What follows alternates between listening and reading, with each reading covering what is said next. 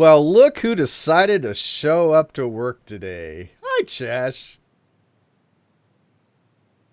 Yes. Hello. Hello. Sorry we're running a little late, people. I guess there was a little conflict in the scheduling. Somebody said they would be back in time. They were not. Yeah, that was my mistake. I actually miscounted the hour time zone difference. So that was my fault. Yeah, I it's been the same miscounted time I was, every episode. What? Why? well, yeah, at the same time too. For some reason, my brain just went this way instead of that It's way, been a long and week. It's understandable. if it makes anybody feel any better, I was doing an important thing, and I was actually out of the house doing an important thing. Does that help? No, not really. Well, no, I guess so. I like to get out of the house and do important things. But I let's. had to go. I had to go to the passport office and get my passport stuff all I sorted might be out. going down to get my social today. After this show. Actually, I'm already mapped it out. I might be going to Hemet and spend the day down there. So, yeah, you got to get out and do things. But let's clarify things first. I want to make sure people realize that this is not Cheshire in the opposing screen over here. A lot of people get you guys confused. I guess you guys look a lot alike or something. Sound a lot alike. I don't know, but I was going to have Nick come on because Chester's unavailable. The eyes are the way to tell. The eyes are the way to tell the difference. Yeah, you both have beautiful eyes. Oh, thank you. Yeah. But I'm going to leave this as is. We're going to give the Cheshire she's going to get the big spot above because I just want to manipulate a lot of things right now. But I want to make sure that the audio is going out there. So everybody in the live chat, hi. Make sure that you can hear me, Chesh, and Nick. That is, by the way, Nick Suter, the one and only Nick Suter. Yes. From In Time, going to be a superstar channel. Oh, thank you. I guess they can hear. So, Sounds good to me. I'm listening in a little bit. Awesome. I'm drinking tea today, just regular tea. No coffee today because I'm out. So when I'm out today, I might stop by and get some tea. I have a really appropriate mug for today. More coffee. Ooh. What does it say on it? Plant kindness. Yeah, it says plant kindness, harvest love, because goblins are known for their farming abilities. I guess I should be drinking I should be drinking this out of my. Here, I got pouring tea in my. You see that? It's actually tea. I'm gonna pour it in my smug. It's not tea; it's hot leaf juice. I should get my smug. Yeah, I feel weird not drinking out of my smug. On Caffeine Corner. I have to fix that. I will link you guys to Puck's wish list. Yeah, by the way, Puck has a wish list. Her dog has an Amazon wish list. I don't know how we asked the dog what they wanted, but I mean, so somebody suggested during my takeover that I provide a wish list for the dog, and that has been provided. He has gotten a whole bag of food and a big bag of rawhides, and he has never been happier. So that's the link to that. It doesn't take much for them. I mean, dogs are just the most loyal creatures on the planet, and to keep them happy is pretty simple. I'm drinking actually Tetley tea. I have Lipton and I have Tetley, and I find that Tetley is way better. Sorry, Lipton. I've got Tetley too. Yeah, it's good. I like that. Where is your caffeine, Nick? What are you drinking? Well, actually, I'm drinking instant coffee. It sucks. It tastes terrible, but the level of caffeine in it's like 3 times regular coffee. Right? So I have a coffee pot, but I like instant coffee because it's quick and you can load that shit up. Oh Jesus! I'm also, if there's anything, Earl Grey is my favorite. Good. I don't have any right now. And the other thing with that Amazon wish list is if I do end up with like an excess amount of any of the things on the list, I'm just going to donate it all. So if there's anything that's extra that's like, oh, I'm never going to go through all this. This is like and now I have like 3 bajillion tennis balls. I'll take them to the dog park and drop them off and like just kind of leave them there for people to use for their dogs, or I'll head down to the Humane Society. And Puck's getting kind of old, so if and when he ever does kick the bucket, I'll keep the list up for some time, and all of it'll just get donated. I want a puppy. I'm gonna get me a puppy. Nah, I've had too many puppies. And yeah, be careful what you wish for. Yeah, you're gonna get somebody's gonna send you a dog. Yeah. You want mine? No, I'm good. We got a dog here. He's only like a year old, but he acts like he's like a puppy still. Because I guess but that is still a puppy. Kind of still is, but he's rambunctious. Big. It started off being a small little dog. Big boy now. That's what happened to my dog. I was when I got Puck, I was expecting him to be maybe maybe 60 pounds because he's like a bigger breed and a smaller breed. So, because like border collies aren't that hefty, they're smaller dogs. They're not tiny, but they're like average, it's low end of average, and there's German Shepherd. German Shepherds are a little bit bigger, but usually they top at about 80 pounds. Puck weighs 110 pounds. Yeah, I'm not going to be kicking He weighs Puck. more than I do. I kick puppies, but he's not a puppy. He's a big boy. Because I'm a puppy kicker. But let's dive into this.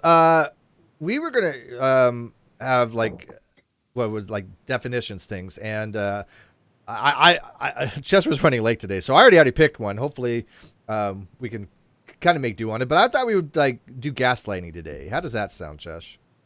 That sounds good. I thought we already did gaslighting, but Did we? I don't think we did because I don't remember going over the Urban Dictionary, the history of it, which Nick can talk about a little bit, and also the signs of gaslighting. I am totally down to do it more in depth, even if we did cover it, because we also like there's a decent amount that we didn't cover on it. Fair enough. So, and especially if we've got Nick here. Yeah, Nick. Well, Nick, do you want to kind of lead the history of the term gaslighting a little bit? Yeah, it comes from a play. Oh, Jesus, I forgot the name of the play. I can look it up, but it comes from a play. Actually, the stage play was called Gaslight. Gaslight. Mm-hmm. And it was a stage play. It eventually became, I guess, a movie. But in it, a husband is trying to drive his wife insane, or at least make her think she's insane. So what he's doing is and it's an older play, so the lighting was all done by gas. It was gas lamps. And you could control the gas in the basement. You could cut the gas to the house or lower the gas. And so that's what he would do is he would lower the gas to the house, the lights would dim, and then she'd say, oh my God, the lights have changed. What's going on? And say, no, I haven't seen the lights change. There's nothing different. Is you okay? Is everything going okay? And then he'd keep fiddling with the lights, and she'd start to think she was crazy because she'd be seeing this change in the lighting, even though according to him there was no such change. So that's where the term comes from. Psychological manipulation. Yep. I've also got this up real quick, like that I found the other day that I thought was an interesting blurb. I have that actually ready to go. I'm showing it right now. Yay! So I can stop the screen share? Yeah, I have it on the image on the outside so they can see it. Yep. Perfect. Do you want to read the? Well, actually, let's do the Urban Dictionary first. The Urban Dictionary kind of has a really succinct way of putting these things sometimes. Gaslighting is when you lie to someone to make them feel insane because they don't know what to believe anymore. It's a type of psychological abuse. And it's prevalent. Matter of fact, it's more prevalent than people probably realize. I think that in every... It happens a lot. Yeah, just about in every abusive relationship, I think I see some type of gaslighting a little bit. And even when there's a lot of stuff going on in our community, I see people trying to rewrite history. I see people trying to change narratives and basically make people that you know the facts and yet you still question going, maybe I don't know this as well as I think that I do. And yet you could do one or two things. You can either really look into it and solidify your memory and your recollection of things, or you think that you might be actually going insane. And I've seen this happen. It's really easy to do, particularly when you're dealing with a third party. So it's really easy for me to go to, say, Nick and say his memory about something Steve said was wrong. Yep. Yeah. Exactly. So if I want to undermine, especially if it's somebody you don't know very well. So if we're talking like, say, let's say that I wanted to undermine somebody's credibility online. Somebody who is a personality and undermine their credibility. Well, it's really easy for me to go ahead and to their followers say, "Oh, but he said this thing, and it kind of sounded like he meant this. Are you sure he meant what you thought he did?" And then that person would then have to, if they wanted to solidify what they thought that person said, would either have to go and ask them, which they might not have access to, and might not trust now at that point, or two, go and find whatever clip this is from and try and remember where they had actually heard it. And so it's like, oh no, they said it this way. Oh, do you remember what clip it was from? Because I didn't take it that way, but I don't remember. So now I've phrased it and put it on you to provide me with the clip. And then now you've got to go find it. And you might never be able to find that clip, even though it did happen. Yeah. And by the way, when you have 1,000 videos, it's really hard to find certain things. People say, well, this person said this, and then. And you have to recall to yourself what was actually said, in what context it was said. That's not always easy to do. And I think that a lot of manipulators and a lot of people online that are trolls, bullies, and haters they use this to their advantage. They use the fact that we all cannot remember things 100% perfectly, and that we have so many things that we say online. They'll try to find any inconsistency, perceived or otherwise, and if they cannot find one outright, they'll make it up. As just says, they will actually go out of their way to try to make it sound like there's some kind of contradiction or inconsistency there. Especially when you've got shows that are upwards of 2 hours long, because now you've got to scrub through 2 hour long hangouts, and or maybe, that hangout was privatized. Right. Well. And that's gaslighting right there, because we know people that for example, there's certain people in the community that don't have a lot of this on their channels, so they'll do a show every so often, and they'll just privatize that particular one because it's not really conducive to what their theme is for their channel, and I totally get that, right? But then other people will join in and chime in later saying, well, they privated that video. It must be something they didn't want people to see. Well, no, it's normative. Yeah, so now they're implying that there's a negative reason as to why that might be privatized, whereas it very well might not be, and it might be that person doesn't even have control over it if it's a private hangout on somebody else's channel. So let's go over some of these things, like what does it sound like to be gaslit? And again, these might be things that people have heard themselves, and even indirectly may have said to other people. We've all been in relationships where we probably say things that during the time probably would be legit, but could be conflated with gaslighting if you actually are trying to psychologically manipulate them. But there are times where these things may be valid to say to somebody, but I think it's an overall picture of things, right? It's not just one thing. It's a definitely a manipulation technique. Contextual. It's mostly like if you're hearing these kinds of things consistently without proper context or explanation as to why, so like the first one, you're overreacting. Are you? A lot of times people do overreact. Anybody who's been in a relationship or ever dated a woman knows that. Dun, dun, dun. But but that was my slide against you, Chess. That was my misogyny coming out. I get it. It sounds like some patriarchal bullshit. Damn right. If You're overreacting. See, she's overreacting. Oh. Yeah, exactly. Am I? I don't know. I'm already training the new co-host here. So. Damn it. I was late one time. I'm late one time. You slept through an entire episode once. See, here's the thing. I'm willing to go at 5%, so that's why. He's cheap labor, yeah. I've been undercut. But yeah, overreacting happens. People do overreact. We see a lot of people in the community that are very hypersensitive, and they do overreact. That's not gaslighting.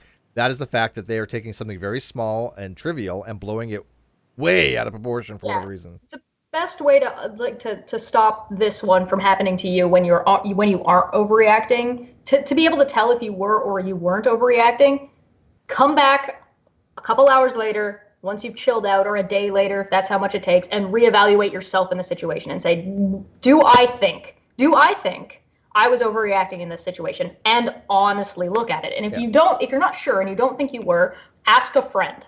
Go find somebody you trust, because the best way to avoid getting gaslit is having people that you can trust around you. And we do this, by the way. I've asked people, hey, did I overreact on this? And even if I think that I may have a little bit overreacted, I just back off a little bit, right? I just okay, well, let's try a different approach. But there are people that are very, very hyperbolic and that they continue to overreact. Matter of fact, we'll get into that next segment with people in the community that we've had to deal with. How about this? You need help. Well, I say that to people every so often because there's a lot of trolls, bullies, and haters out there that need help. They do need some kind of psychological counseling. Like, if you're consistently saying it to one person without addressing their point, that is the context in which you're being gaslit. Usually. So essentially, if I say, what was it? I need help. So if I'm freaking out about something, like say I'm actually upset, maybe I am overreacting.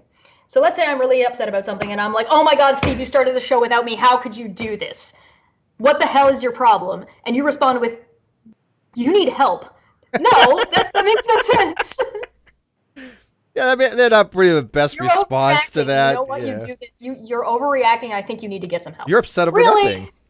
And this is what happens when people don't have a good communication between them and in a relationship. It's Sometimes obvious. Gaslighting happens by accident. It's so easy to do. Sometimes it's not even purposeful. Questioning their mental state, like Nick, if I say, you must be confused again, there's this narrative that you're constantly confused, you're constantly not remembering things, you're misremembering. I think that was one of the most effective forms of gaslighting is when people try to question what people remember, right? Because especially when we get older, memory starts to fade, right? And so we don't want people questioning our memory because, that might be Alzheimer's or just age and stuff like that. So when people say things like you're confused, well, what am I confused about? I don't think that I am, but if I am, then you need to explain why. And I think that's what you need to do when people are using these terminologies in a type of abusive relationships is ask them, what am I confused about? I think that I'm remembering things quite clearly. And what about you, Nick? Well, I think memory is a good one. I think it's one of the more important ones. All of us have actually a much more tenuous grasp on reality than we think we do, and we check our own reality based on what other people say because we can see things that aren't there, we can hear things that aren't there, and we've discussed this on other streams. It happens. Our senses aren't as bulletproof, reliable as we think we are. As we think they are. So, if I sit there and say, well, Steve, we already covered gaslighting. I know we covered gaslighting 3, episodes ago. I watched you guys cover it on Caffeine Corner 3 episodes ago. Well, you were a little iffy on that. So, yeah, the memory is a spectacular way to do it, but any number of ways. I it's just remember getting we talked about it, but not reality. in depth, right? I remember that we we mentioned didn't it. do super right? in depth. Yeah. So I'm not too old yet. We didn't go into this kind of in depth, and I think that we probably should have. I have a weird thing with the way my memory works. I usually am very good at remembering a very large amount of things, given a short period of time and a lot of details. But the trouble that I tend to have is that if I'm not careful, I'll combine 2 memories. So I'll conflate 2 different things that happened. So either like I'll get the people that were there mixed up and the event. So it'll be 2 separate events that'll have this event with these people and this event with these people, and I'll cross those things. So it will be these people at this event or these people at this event. And that's where I'll start being like, I know this thing happened, but I'm not 100% sure who was there. I think it was these people. And I had an ex who wrote on that.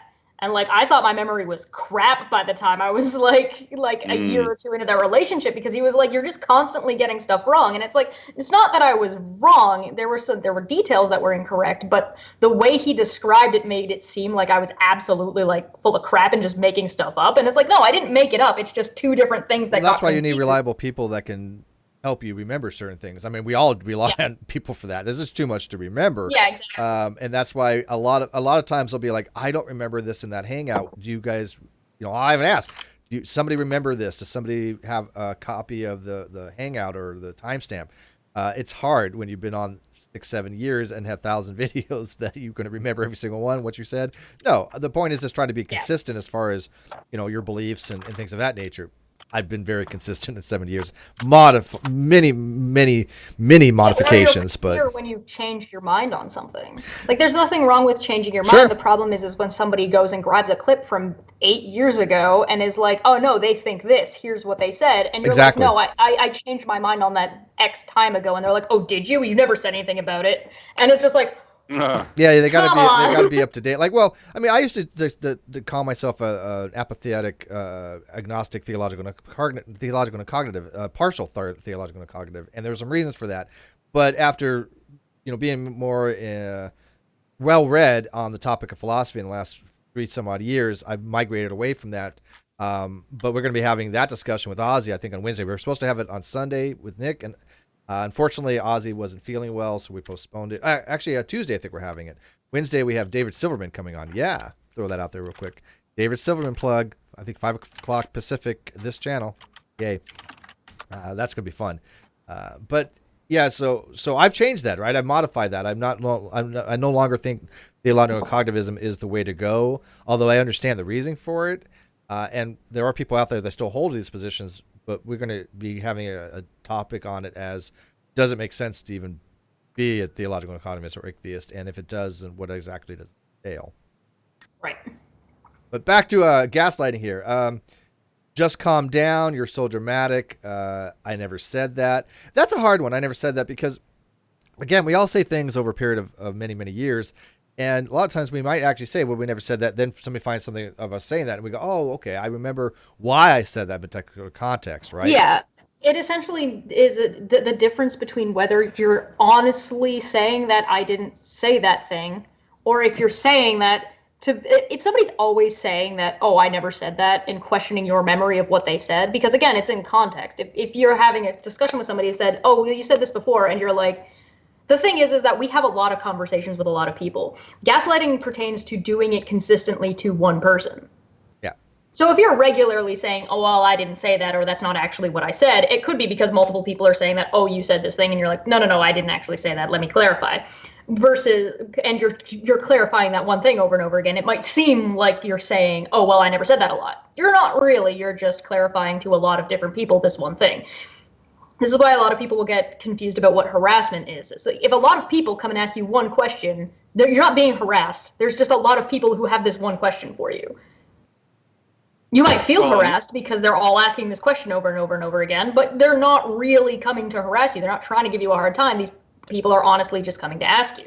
Now, if you've got the same group of people asking you the same question over and over and over again, that's harassment. But back to gaslighting.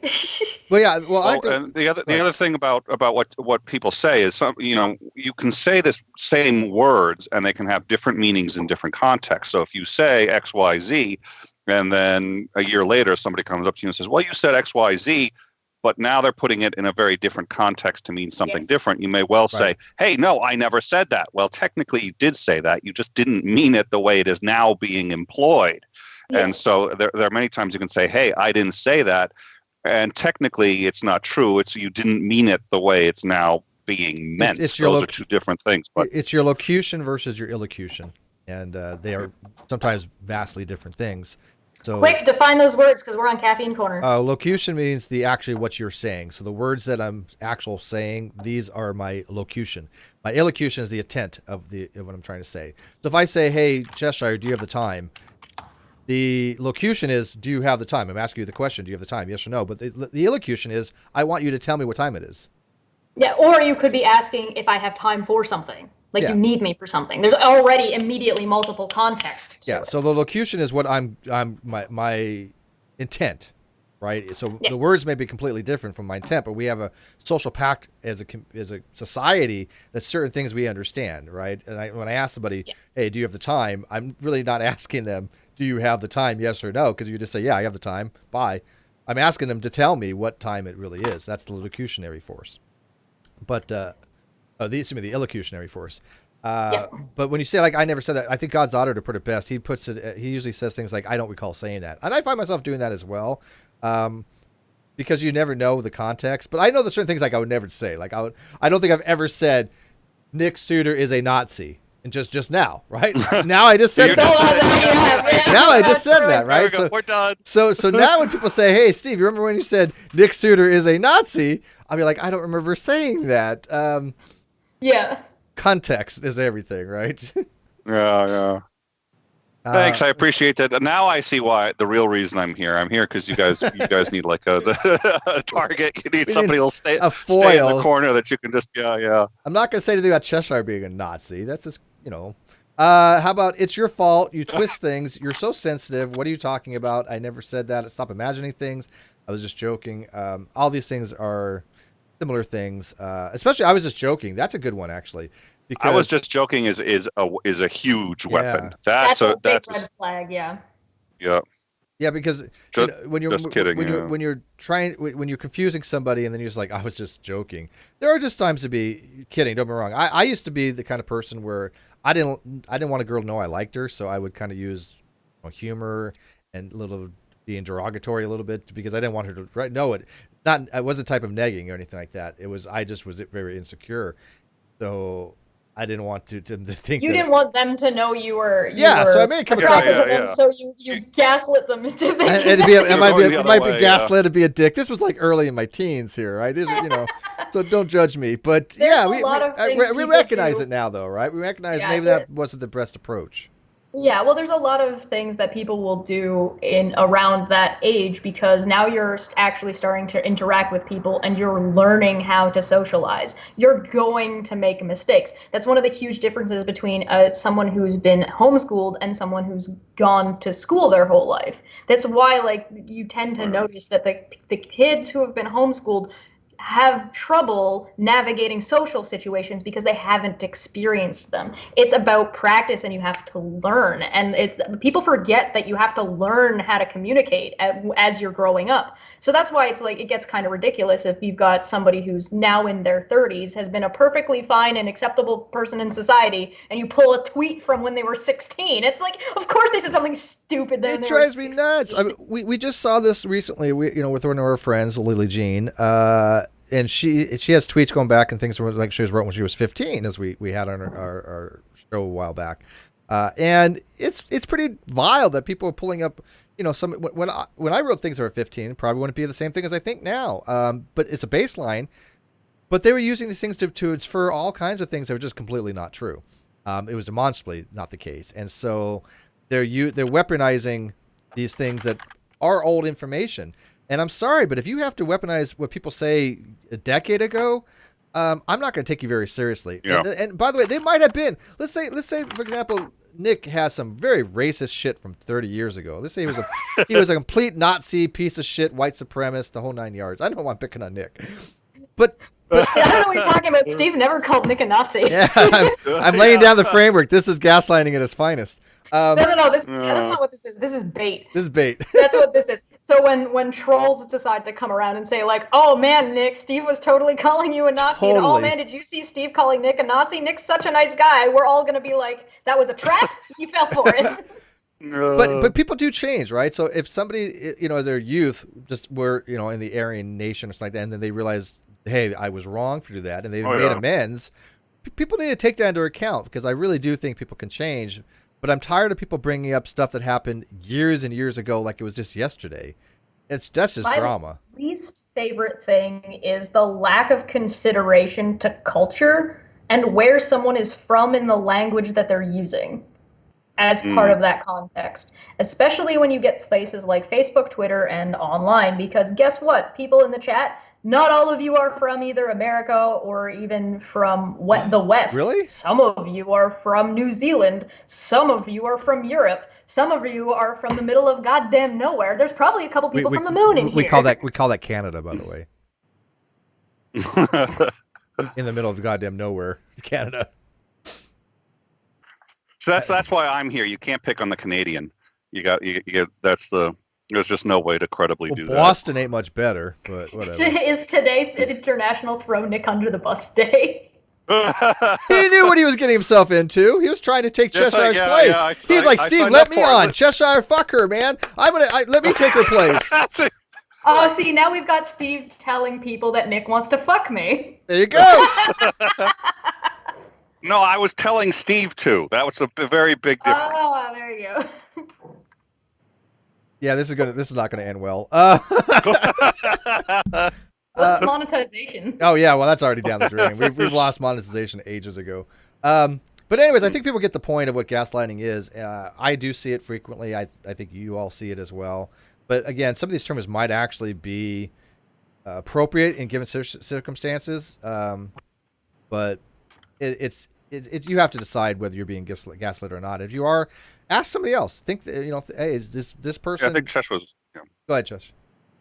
No, Chesh made a good point. Chesh made a good point. That, I mean, people get upset at our tribalistic tendencies, and I think that's true because we do get very tribalistic. But one of the reasons we make friends and people that we really trust sort of intimately is because they have to be our checks when we start to question our own understanding of what's going on. That's why we do that. That's why we're tribalistic, is to overcome problems like that. Yeah, I got no problem using people that you trust like that. I think that's fine.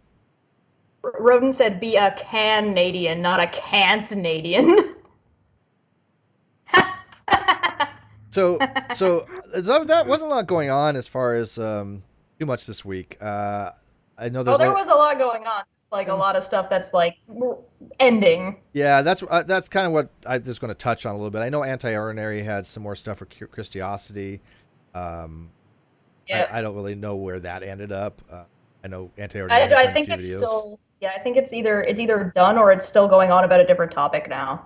Or like the same, it's still the same kind of thing. It's just, the thing is like it's a little bit cyclical with that set, because the thing is like they'll move on to a topic, and then Anti-Ordinary will be like, okay, but no, there's more to this, and then they'll all freak out, and then Anti-Ordinary will get deplatformed, and then they'll move Again, on, and then they'll go do a dip, like, and she'll be back, and then I don't, between Anti-Ordinary and Sarah Michelle being deplatformed, I mean, it's kind of like they constantly live in Twitter jail.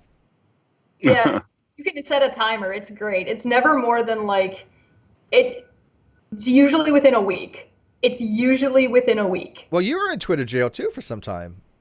I was in Twitter jail because Anti-Ordinary was in Twitter jail.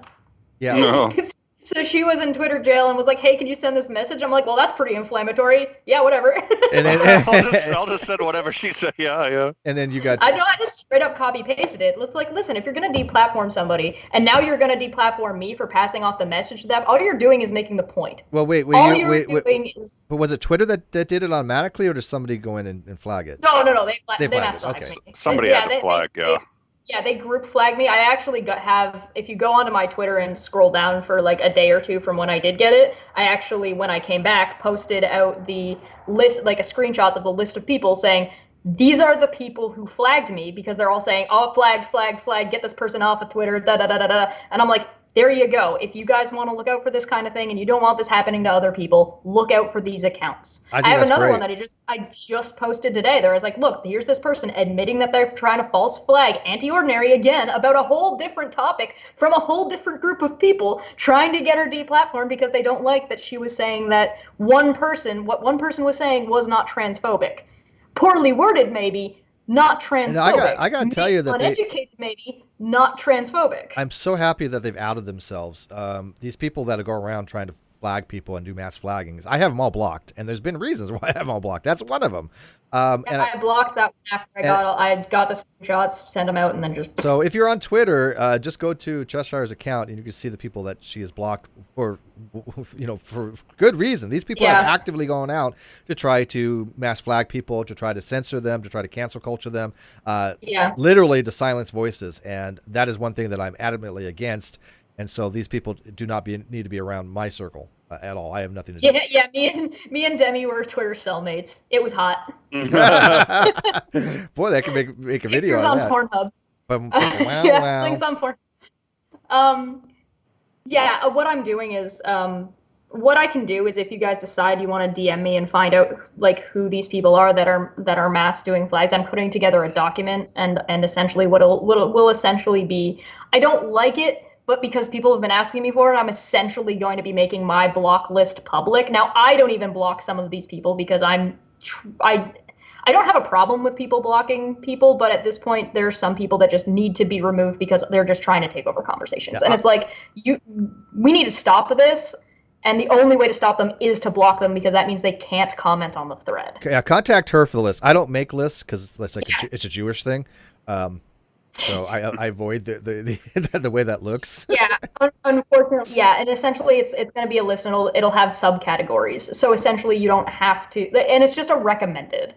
It's just a recommended. These are the accounts that I've had to deal with personally that have been problematic for one reason or another. Usually because they're actively trying to either cause lots of problems, or they're actively flagging people and trying to get people that disagree with them off of the platform. Which so they're do. Essentially people who are using the system. And I'll have them in subcategory. It's a spreadsheet, and it'll have subcategories of them. So here's this group that does this particular thing. Here's this group that does this particular thing. Here's this group that does, and you'll probably see names on there bounce across and stuff like that. Yeah. But just so that way, like, if you're not part of that conversation, you might not necessarily want to block those people because you don't have to deal with them ever. So who cares, right? Yeah. And by the way, we're talking about the whole Jewish thing. Because people know my mom's Jewish, me Jewish from the eyes of the temple, and I'm very proud of my heritage. I think the Jewish, people are amazing culture. But a couple of weeks ago, I used the term Jap to describe my mom, which is a Jewish American princess.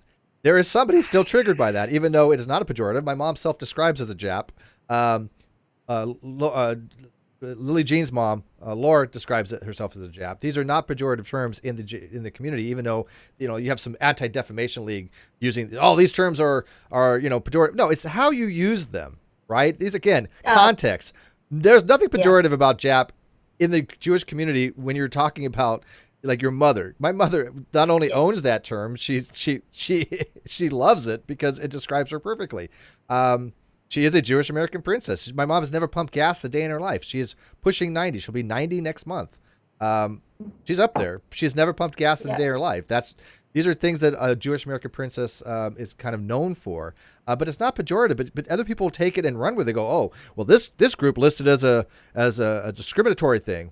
Well, depends how you use words, people. Somebody came at us because we have the idea of having the chug because where they're from, I guess it's some kind of derogatory term. Something, and it's like, what, like chug, like drinking quickly? What? No, it's in Vancouver. The chug is a native to that area that imbibes a lot of alcohol, even to the point of drinking mouthwash, and that is a very localized term in Vancouver.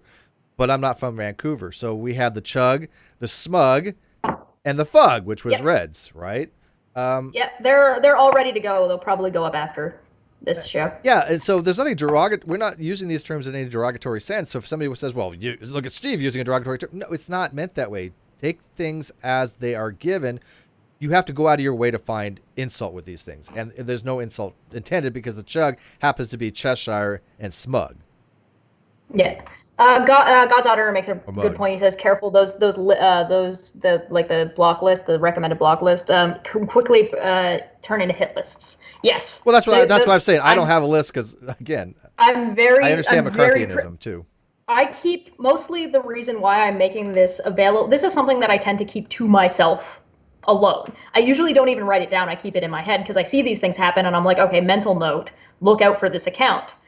Unfortunately, because of some of the stuff that's been going on in just between groups of people, it's gotten to the point where it's like, okay, now this has got to stop, and people are now asking me for access to the information so they can block. This list is only to be used not to go after people, not to recognize people. That's why I'm never going to make this list publicly available. Like, I'm never going to put it out there to be like, oh, hey, go block these people. I'm only doing this for people who choose to come to me privately and say, hey, who do you recommend to avoid this thing?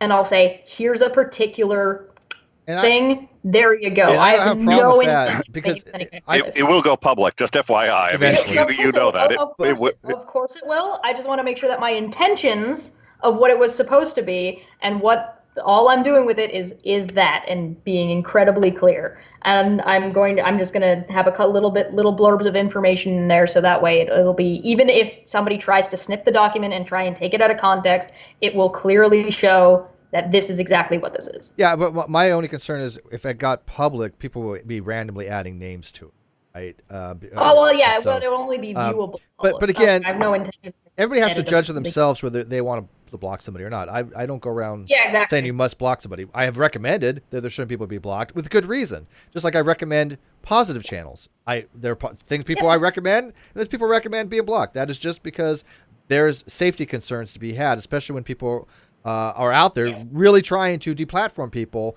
and targeting them. I think that is deserving of me saying I recommend this person being blocked, but you don't have to. You can do what the hell you want. This is giving you your word up, but I can tell you right now, I've seen these accounts go after people and have them removed from Twitter.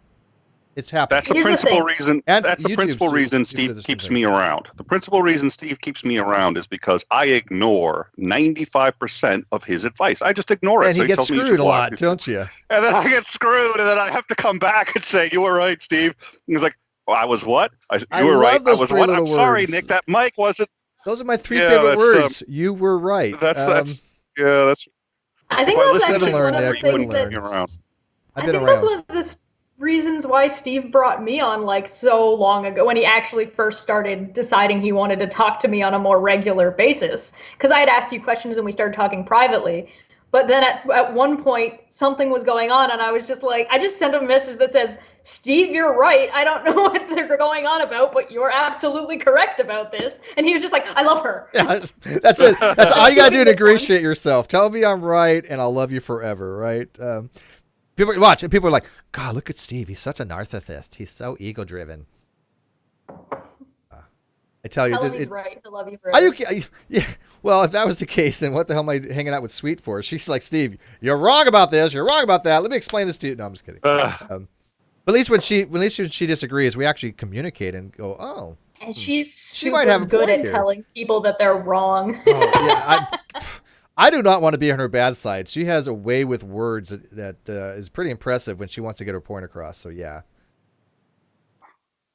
But anyways, again, I don't want to focus too much on the listings because it's not my list. I know people are gonna be like, Steve's made a list. No, I have not. I have not made any list. I'll figure out a way to make it. What it's going to be is it's essentially like a notes that I've taken in the background, and what I'm going to do is I'll probably just make my list of people that I have blocked on Twitter viewable to everybody, so everybody can see who I've blocked directly. And then if you have questions about why any of the accounts are blocked, that information will be available. That sounds good. That'll probably be how it is, because I mean, all it does is make my list. It's a list, and there's nothing I can do about it. Twitter makes it a list, so like it'll just be my block list made available publicly. Well, this is kind of a good segue to Reds Rhetoric's letter, because Reds Rhetoric letter was kind of directed to a lot of people on this list, or a lot of the names out there that we don't have anything to do with. There are people that I will never mention their names in public. I will never talk to them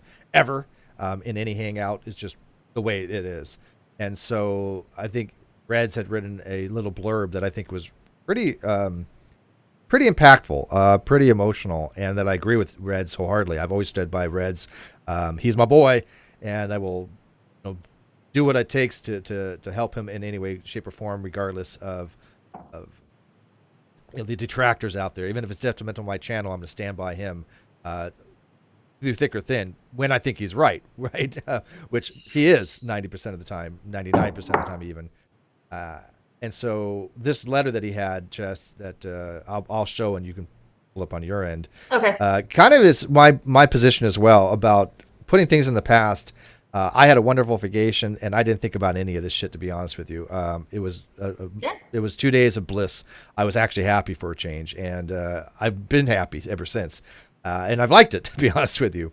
But it is that I'm not going to be dwelling on things that people keep bringing up for the past to try to bait people. I'm not going to be addressing things that have happened 2 years ago ever on this channel again. There might be some stuff brought up on the GDC channel. That's fine. But this channel, it's irrelevant. And these people, all they want to do is latch on to the success we've had. They've done it before with other channels. They try to do it with the Non Sequitur show as well. And I'm not going to bother with that. So I think Reds Rhetoric's letter kind of is a good summation to where I want to go with this particular channel, and just forget about the people that are just constantly throwing shit out there for drama because they think it's somehow going to build their channel up by trying to tear other people down. So you want to read that? Yeah. Yeah, and Helios 575 for 10 said a lot of words are derogatory depending on the context. For example, my mom described themselves as dykes, and when I call them crazy dykes, it's not the same as some homophobe who doesn't know them saying it. When I grew up, the term queer was inappropriate, right? I still have a hard time saying queer, right? And yet that was acceptable. Nowadays, that term has been, I guess, reappropriated, right, and taken back into where it's actually acceptable, which is fine. I prefer not to use the term. I may occasionally, but it's nothing I feel comfortable using. But that's up to the individual. But if somebody else says, hey, this person's queer, I'm not going to take it offensively. I'm not going to say, oh, they're using it as pejorative, because most of the people that I know that are LGBTQ, they are fine with that term. And if they're not, they'll say, I'm not fine with that term. And I'm like, well, neither am I. Great. I'm not going to use it, right? It's the principle of charity. Nick, can you please describe to us the principle of charity?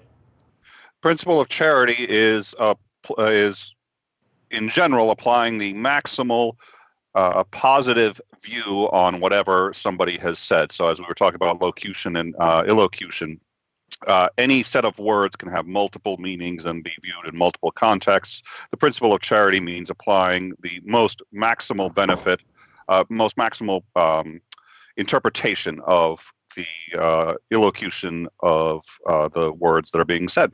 Yeah, and I'll have to note that could that be... Real quick, the people that you have on your list, the people that I don't associate with, you'll notice something with them is that all of them, I think every single person that I've seen that I've blocked has what's called what I call the principle of least charity. They go out of their way to try to take the least charitable approach to what you say every single time to try to do a gotcha. Who wants to have a conversation with those type of people? Who even want those people around? I don't, because that's what they do. They have the least principle of charity, and they will try to foster drama out of that. And there's nothing you can do. And then if you sit there and say to any of the people who are applying the least amount of charity possible, if you sit there and say you're not applying charity, they take a look at that statement in the worst possible context too. Well, why should I give you charity? You've already said this awful thing. And it's like, well, okay, but that's not what I said, and you're framing it in a way that makes it sound like, so essentially you're gaslighting me. That's not what I said. Yeah, exactly. As Sandring for 10 said, I'm totally going to latch on and ride your coattails. One of the things is I don't think that's really a problem if you're not an asshole about it. Yeah. Because, I mean, GDC is about bringing people together and launching other people's channels. There's nothing wrong with that. Nope. It's a problem. The problem is when you become a leech and you don't let go. Well, and here's it's been spectacular for In Time. So for those of you who don't know, Ansgar and I launched our own channel, and one of the reasons it's gone as quickly as it has is because we started on the GDC and we started simulcasting to the GDC. So we get the benefit of an audience that really wants to see it already because it's similar in kind of. It's got a similar vein to what's already on the GDC, and then they start coming to it. It's been spectacular. I hope it's been spectacular. That's how it's supposed for to the work. GDC too. It's helped we couldn't be happier with it. We couldn't be happier. The GDC hasn't really got too much of an influx of new people. I haven't been promoting it as much. I will here in the future. We've just had so much going on. There's been so much going on. I'm just waiting for some legal stuff to be taken care of. Good stuff, nothing bad. And then we can go from there. But it's just time consuming, right? It's like hurry up and wait. I know what needs to happen. I've already planned all of this out, but it's just I cannot just snap my fingers and make things happen. So unfortunately, it just doesn't work that way. But yeah, your channel, I know Sarah Michelle has been promoted off the GDC, and I know the Amateur Conversationalist will take channels every week on Sunday, and he'll promote somebody. And that's what the GDC is about, promoting other channels. Once I get my cord, maybe I'll do some art over there. Absolutely. If we ever start a D&D game. Yeah, I know, right? We've been planning that for ages. We keep talking about it and keeps not having time Where's to do. Glitch? Glitch was supposed to make a campaign for us. I think you did. You and your half-goblin, orc, asexual, misogynistic, whatever character you're going to play. What, me? Yeah. What? Hold on. Wow, she was really going for it. She gets into character. She told me all about it. She told me all about it. And do you have a voice you use? What's your goblin voice? Well, I have a couple of different ones. There's like a cute goblin voice, and then there's like the grungy goblin voice. You're the cute one. You could be like, I'm super kind of cute and tiny, or you could be like, I'm gross. I am a goblin. I don't know if I can listen to a 4-hour session of D&D like that. Hey, guys. It sounds like a chain smoker. He's been drinking nothing but whiskey for years. Keep the cute one. All right, so let's read Red's letter here. I'll put it on the screen for people. Not really a letter, it's more of a tweet, but what? Yeah, so, and before I read it, I want to preface this in that, like, this is the only reason we're even really covering this letter is because we want to spread the word that we're done. Stop now. Right. This is not to re-inflame anything. We're not trying to get anybody to respond to us in reading this. This is only to, we're done, stop. Spreading the word to get it out, so that way if somebody didn't catch it on Twitter, because that's the only place it's been posted, if you're only on Facebook, we're done. We're stopping. I'm trying to position this where I can still read the chat, but I'm going to cover you up, and Nick, sorry. That's fine. A lot of people can see me, narcissism. Ready? Yeah, go for it. This is from Reds. Request to all who like me, for some reason. Over the past few weeks, a certain event has been pushed into the spotlight. This is because a certain individual thought it was a good idea to bring up old shit that was completely irrelevant to the actual topic at the time. The shit in question was accusatory in nature, and it is my firm opinion that this was done to bait me into a debate on their terms. After this, people who are and are not familiar with the situation went to my defense. This has resulted in my Twitter feed and my DMs being filled with this bullshit continuously. Up until this point, I have tried to explain my side of the story privately to those my side of the story privately to those I felt had genuine questions while keeping my public posts to a minimum.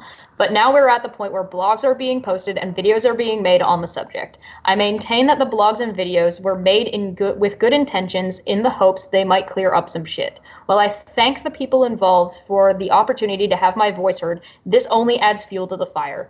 Enough is enough. While it is painful to admit, the event in question still hurts to this day. It is without a doubt a very painful memory, and I bet others feel the same. So this is my request to all of my friends and followers that we stop engaging in any topic regarding the funeral. I request we stop engaging with anyone who finds it appropriate to bring it up in any aspect. I have blocked all those I feel I will never reconcile with on the subject. No more words need to pass between us. At the same time, no more engagement is needed from anybody. Of course, all of you are your own person. I can't tell you what to do. My hope is that after reading this, the subject can finally be dropped. It never should have been a subject in the first place. Thank you. Yeah, and you know, Reds has said to me that I can tell people this. He had called me during the thing in question here. He had actually been in communication with me, literally like every day that he was up there or close to it, and he would call me very upset. And the thing that the event that people are talking about here, and he mentioned it, has to do with a dear friend of ours, and we just felt that this should not be used as a weapon. That the loss of somebody in our community should never be used as a weapon against somebody. Unfortunately, there are people in the community that, not really in my community, the people that I don't want to have anything to do with. Not anymore. Yeah, well, they left me, whatever the hell that means. Anybody, I'll say this right now. I will clarify this just in case there is anybody who does not understand. If you do this, you are not part of this community. And you will be ostracized for behaving in this kind of manner. Yeah, there are people that are using our friend's loss of our friend as a weapon, and Reds has enough of it. I've had enough of it. Everything they say has been used I'm to getting manipulate. tired of it. And so, this is Reds just basically saying we're done.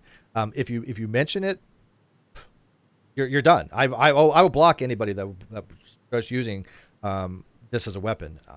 No matter who they are. I will not have anything to do with that kind of visceral, vile attempts to try to manipulate people by using the death of somebody. And it's more than just that too. These people we have wanted nothing to do with. Reds and I, yeah, we left them ages ago. And people can argue, oh, well, they left you. Whatever the hell does that mean? We're much more successful than they ever were, because we wanted to go in our own direction. Reds wanted to go in a direct direction. I wanted to go a direction. So we decided to do something productive. They didn't. They wanted to sit around and talk shit. Fair, fine enough. And if people want to say, well, they banded you. Well, no, I literally have talked to people and made a decision. I want nothing to do with these people after consulting people that I trust. So it was a conscious decision. I didn't want to be around these people. I knew what vile people they were. I wasn't thinking it was ethical to be around them any longer. And I wasn't going to support what they were doing, because I've seen them make things up. I've seen them cause controversy. I've seen them cause drama just for views, and I'm not going to be a part of that. And Reds recognize the same thing. So this is basically his letter, is my letter as well, saying I'm done with all of them. Anybody who mentions any of that older shit is just going to get blocked right off the bat. It's not going to go anywhere. Not going to be bringing up old. It's not drama. Productive. It's not worth anything. Right. And if you engage in this kind of behavior, we don't want you here. Yeah. Period. I don't need you around the channel. Right. And don't let people bait you into this, because that's going to probably happen.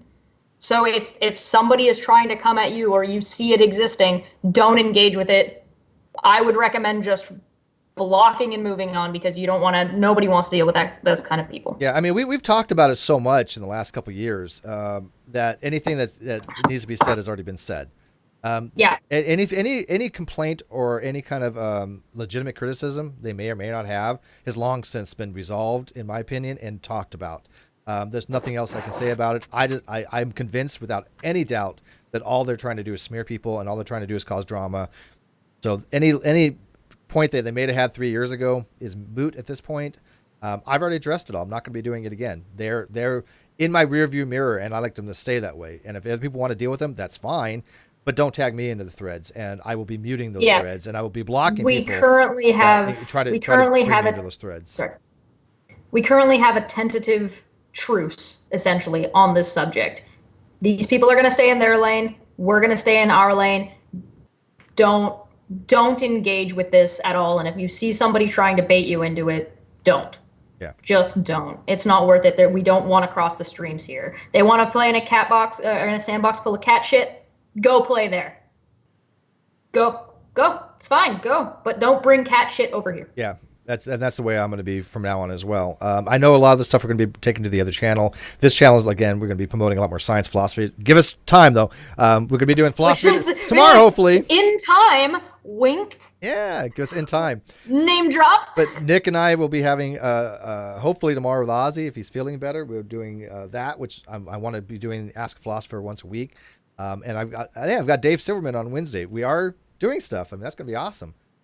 Chesh and I are going to be talking to him about going on with him and the whole Matt Dillahunty thing and his wife. If people haven't, well, I don't know, Chesh, you want to give a teaser on that if people don't know what the hell that's about, real quick?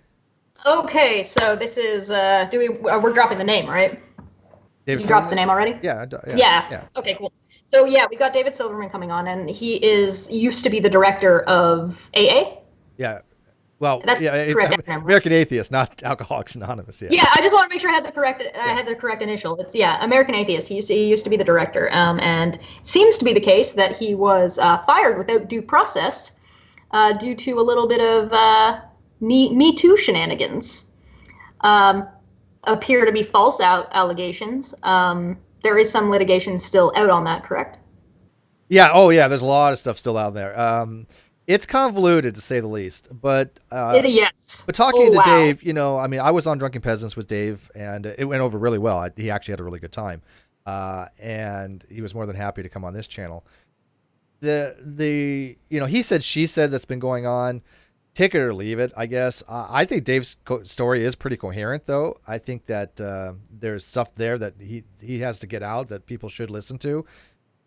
I'm not trying to judge anybody by any stretch of imagination. It is really difficult when you're in these types of polyamorous types situations where, did he violate a safe word? Was it consensual? Was it,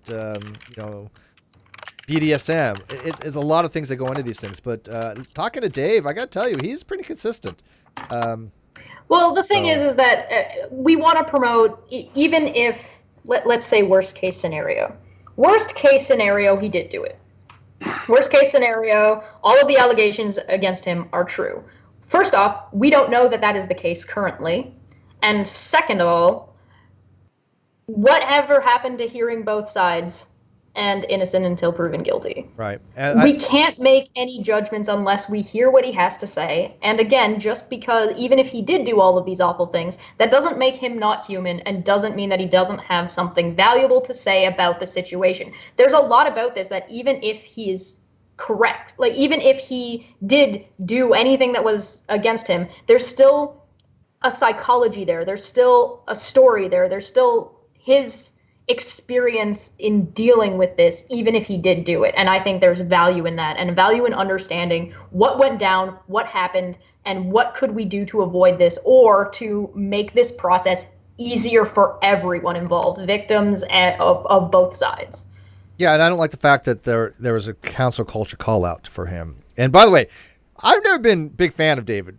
Let's be all cards on the table. I think his entire approach when it comes to atheism and agnosticism is FUBAR. Just flat out. Just that'll be a conversation for that's another day. time. Yeah, I want to give people a heads up. I don't want to bait people, and I don't want to say, oh, we're going to be having a discussion about that. We're not.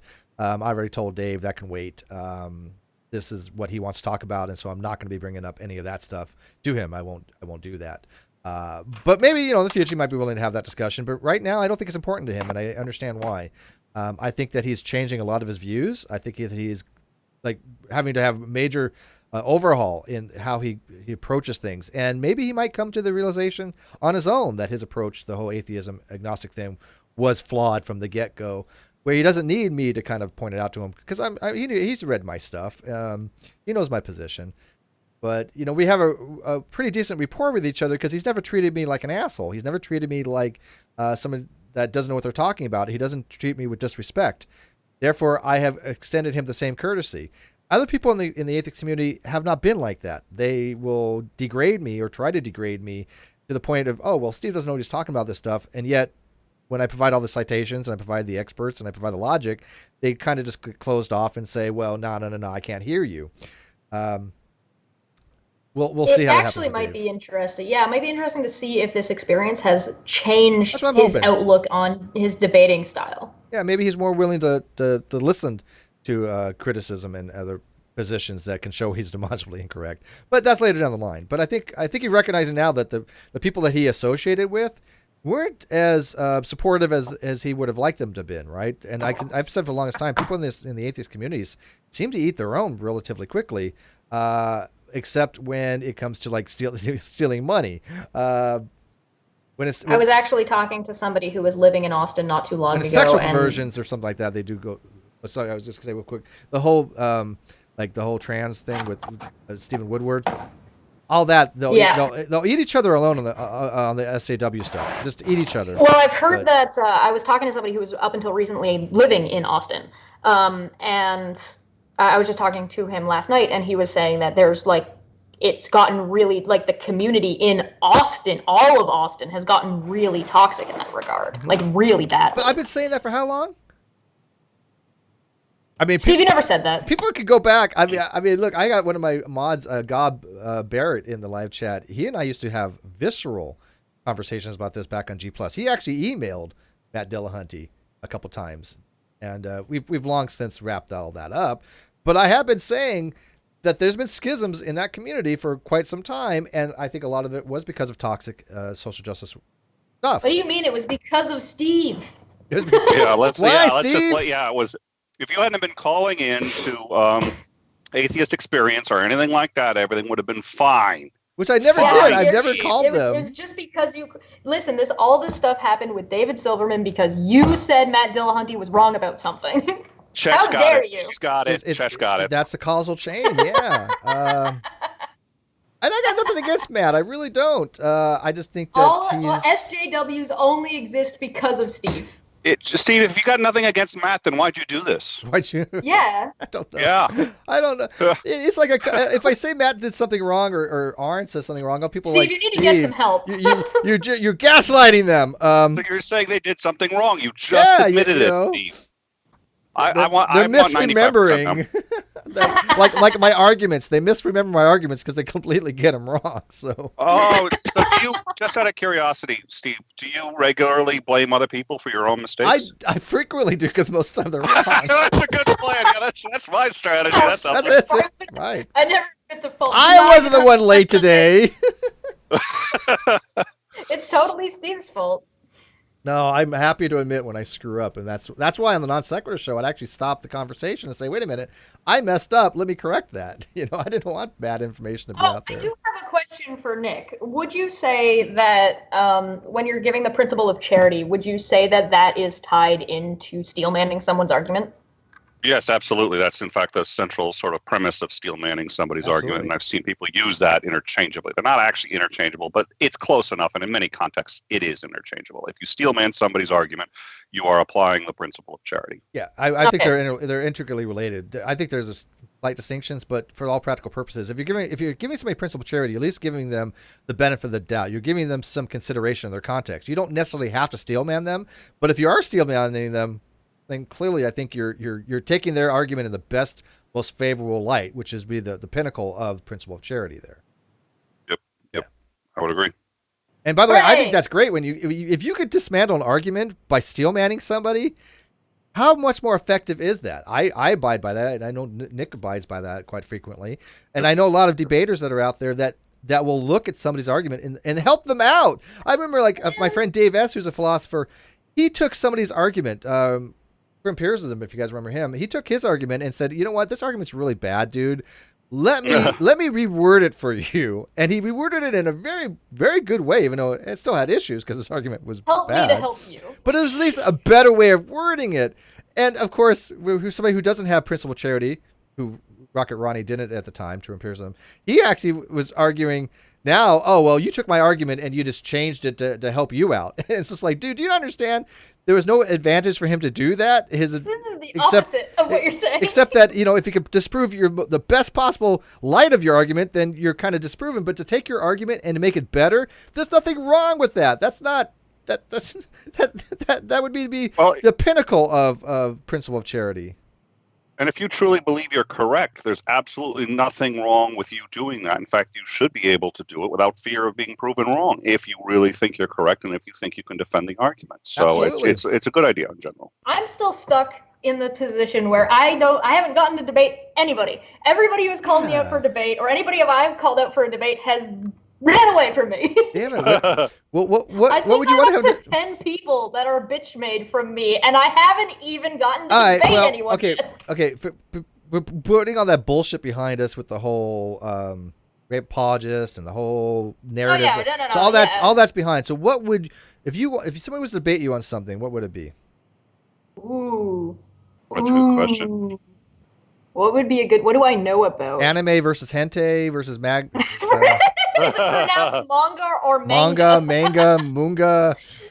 What? I don't know if I would do that. I think tentacle porn versus actual porn. I've heard people make the argument. I'm usually pretty decent when it comes to language and how language should go. So something about that would be interesting, or something along the lines of the effectiveness or how. Because I've had people arguing with me about whether or not. Like the way the education system works and whether or not the arts should get anything and it should all go into trades. Ooh, so essentially, like if you're going into a trade, your schooling should be paid for, but if you're going into an art, it shouldn't be. That would be actually interesting because I'm by the way, I'm a big fan of the arts, and I consider that to be a trade of sorts. But I think that people that learn the arts have an edge on a lot of things because their creative mind is much more open, especially for certain types of problem solving. This is one thing that I've always been limited in. I'm not an artistic person. My dad was the artist and the architect. Goblins versus trolls. I didn't get any of those genes, and so this is why I tend to pair up with people that have a good synergy with that I can bring something to the table. They can bring something to the table. Like Chester's an artist. She has what I lack, right? In many other ways too, giggity. But so, well, yeah, we think so. We're not sure about that, actually. We might have more in common than you think, people. You never know. Yeah, that's the rumor. I've heard that. Yeah, so I've heard that one. Yeah. I'm not. By the way, we're not asking for proof. No, people, stop it. People are gross. Yeah, I mean, there's also there's some interesting. I'd be pretty open to a lot of different kind of topics, but I'm usually more on the social end of things, not so much on the.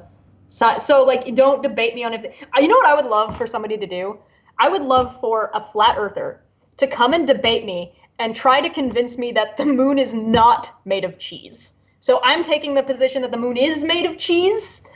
And I would love for them to debate me and try and see if they could actually prove to me that the moon is not made of cheese. That'd be interesting. We could have that on Fight the Flat Earth, maybe. If you find somebody willing to do it. We would have to find a flat earther willing to try to convince you that you have to first off, you have to find a flat earther, and you have to find a flat earther that actually thinks the moon is real. Yeah. Well, oh, by the way, people like Steve is trans. Well, I'm getting the hair for it. Don't judge me. I want to look pretty, and I feel like I'm effeminate. You got a problem with that? Because I sure the hell don't. I would probably make a pretty decent looking female if I decided to do trans. Paragon made a really good point. Me. They said debate Kent Hovind, right? And I'm like, why would I do that? And they answered it in the same thing, but slowly turned the conversation to something ridiculous and hilarious. Like feta cheese, yeah. There you go. Yep.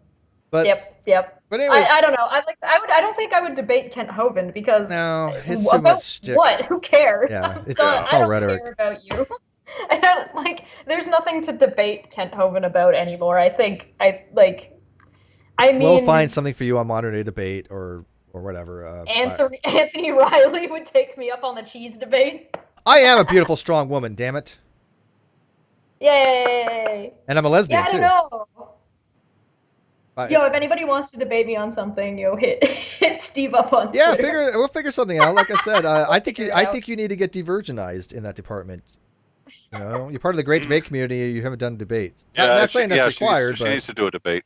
but I think it'd be interesting watching you annihilate somebody on a topic, especially with something that you really do know something about and you're passionate about. Because I find those to be the best debates. All the ones I've seen lately, I'm sorry, but they've been boring as fuck. I'm not interested in hearing Ken Hovind say the same things over and over and over again. The last debate that I watched was kind of interesting, but it didn't go in depth as much as I would have liked. And that was with Dr. Josh Rasmussen, who I know is going to be on the channel next month. He wants to come on, and Scott Clifton from Bold and the Beautiful. Scott. Yeah, Scott. Oh, Scott. They did something on argument from contingency, which we'll be talking about in an upcoming show, I think, on Ask a Philosopher. But they didn't really get very in depth in it, and I think they kind of confused people. It wasn't the best discussion I've seen on the channel. Unfortunately, Godless Scummer for 2 said Hovind is a broken record now. Yes. Yeah. So is his son. Yeah, and I won't listen to Tom Jump. I'm sorry, but if you're listening to Tom Jump, I got to question you. Why? I don't get it. I don't understand it. I'd be willing to have a discussion or debate about whether or not teaching like the Bible's version about creation and stuff teaching that as is my position would be is that it's detrimental and actually abusive to teach children that way. Somebody says they can't send a £2 super chat. I've not done anything to the super chats. Helios. Oh, it depends how many. Depends on how irrelevant Kent is. You can only put so many letters in for $2 super chat. You can only put so many letters in. After that, it automatically goes to 5. You have to keep it down to I think 20 characters. That's why.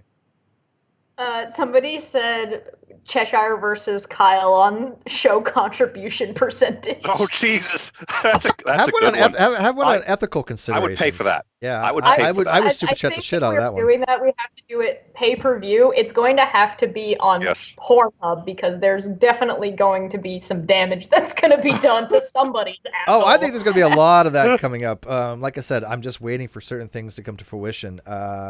I'll give people a quick update.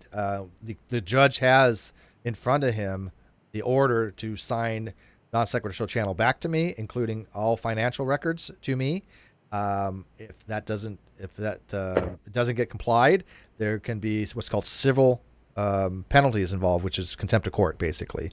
That would be the only debate that we would ever, I think, allow Kyle to come back onto the show for.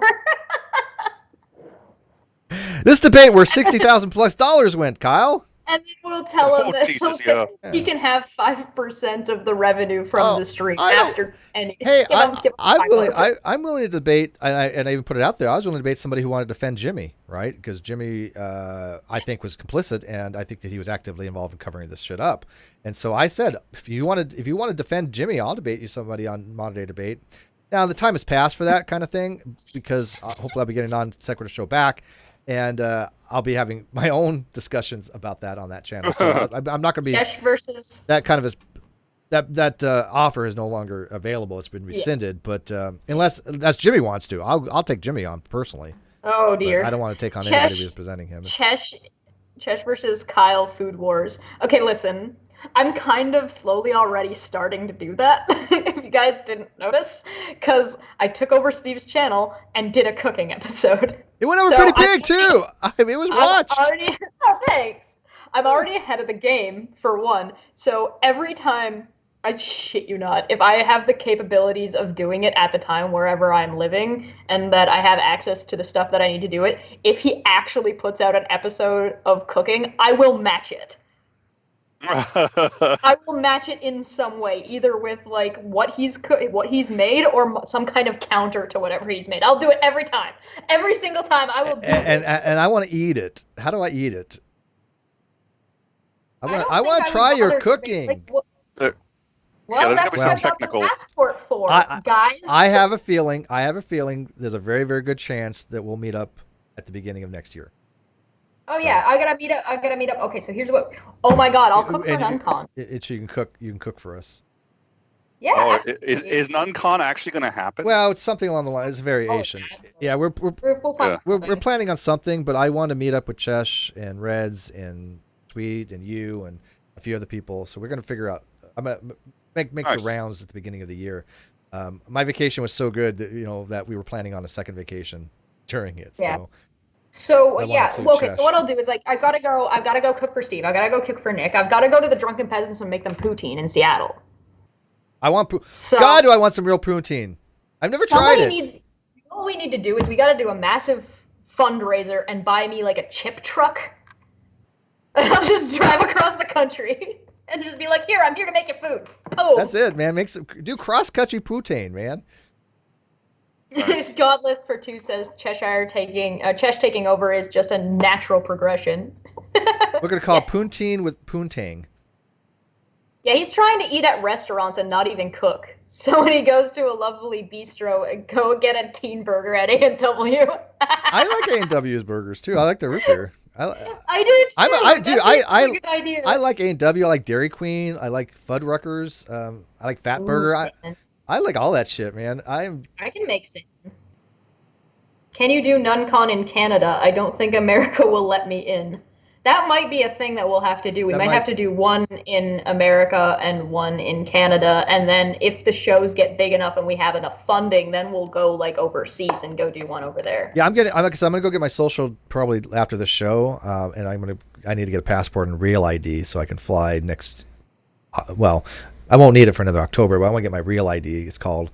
And at that point, once I have all my passport and all my ID shit, I don't mind going to Canada because it's not that much further than going to Boston. But yeah, Res45 says the only taste Kyle knows is how to craft is bitter defeat. I gotta admit, he's been really quiet. And basically I even said that he would just kind of vanish, and that's kind of what happened. This narrative that he thinks that he hasn't lost the case is strange. The case is over. It is done. There is no appealing.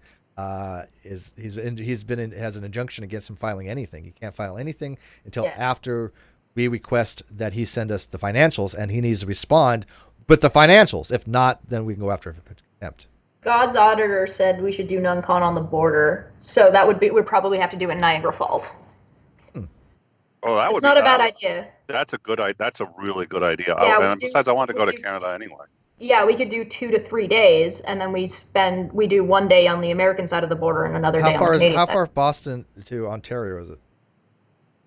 Yeah, really? That's pretty good distance, Boston, actually. I think Boston to the Canadian border is about 6 hours. I would absolutely. I was thinking, Helios. I was thinking the same thing. For $2, Cheshire needs to set up a food stall at NunCon. Yes, yes, yes. $2 tacos. Oh my God, that'd be amazing. Niagara Falls is in my backyard. Damn, that's got to be a really nice backyard. Gotta say. Yeah, we'll figure it all out. But I think that, like I said, once I get my passport and my real ID, I'll be flexible to. Yeah, that's one of the reasons I've got my passport now. I was able to spend a lovely, lovely time with Demi in Twitter jail, and now I need more of her. So I need to go. We don't need more Demi. Let's go to UK and visit Demi. I'm gonna be cool with that. She can show us the local pubs and have a pint with us. Drunk Demi would be fun, Demi, wouldn't she? Oh my God! That would be interesting. That would be really interesting. Anybody who doesn't know Auntie Ordinary, go to her channel and you will realize exactly what we're talking about. She'd be fun as fuck, man. I would love that. Are you kidding? Getting her drunk, playing pool, starting brawls, the whole 9 yards. Because that's what they do in UK pubs. But would you guys? People would watch that. Petition. What are they petitioning for? I haven't even seen it. Yeah. But people, if we all met up in Boston or Canada, live chat, that would be a hell of a stream, wouldn't it? Oh yeah, we'd have to stream it. Oh yeah. Okay, listen. If we're gonna do related. Essentially a NunCon, I want at least 1 gala night. We got to do 1 gala night at like a nice rent out a hall, have everybody show up, and we have 1 gala night where everybody gets to just be fancy as fuck. I'm elegant. Cute. Hey, I've got a $400 suit for it, so I'm good to go. Yeah, there we go. Okay. Oh yeah. Also, if we do this, we need to make sure Kyle has an invite so he can come and review the food at my stall. Somebody suggested.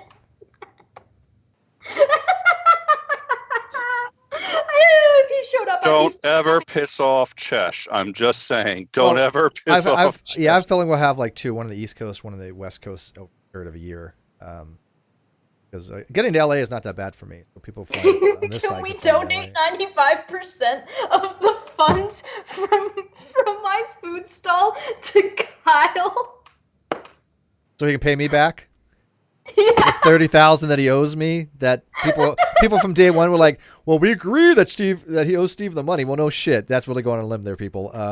But you know what's funny is I haven't really been mentioning it because I'm waiting for the legal stuff to, and yet not many people have been mentioning it either. Like I said, people tend to forget things. But I want to very much clear, it's not over as far as that. He still owes me $30,000+. I'm suing for 3 times that plus a court cost. So anywhere between $3,000 and $100,000, completely legitimate.